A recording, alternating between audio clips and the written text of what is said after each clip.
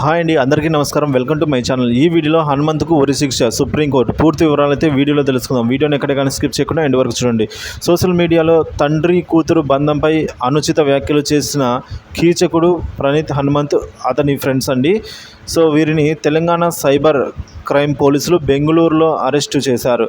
బెంగళూరు కోర్టులో ప్రణీత్ను హాజరుపరిచి ట్రాన్సిట్ వారి మీద అయితే హైదరాబాద్కు తీసుకురానున్నారు. ఇప్పటికే హనుమంతుతో పాటు మరో ముగ్గురిపై సైబర్ క్రైమ్ పోలీసులు కేసులు నమోదు చేశారు. ఓ వీడియో ఆధారంగా సోషల్ మీడియాలో తండ్రి కూతురుపై చర్చ పెట్టి అభ్యంతరకరమైన వ్యాఖ్యలు చేయడంతో 2 తెలుగు రాష్ట్రాల నుంచి వారిపై పెద్ద ఎత్తున విమర్శలు వచ్చాయి. దీంతో కేసు నమోదు చేసిన పోలీసులు తాజాగా ఒకరిని అరెస్టు చేశారు. మొదట ఆ వీడియో చూసిన సినీ హీరో సాయి ధరమ్ తేజ్ వారిపై తీవ్రంగా మండిపడ్డారు. మరియు విషయాన్ని 2 తెలుగు రాష్ట్రాల ముఖ్యమంత్రులు, ఉప ముఖ్యమంత్రులకు ట్విట్టర్ ద్వారా ట్యాగ్ చేశారు.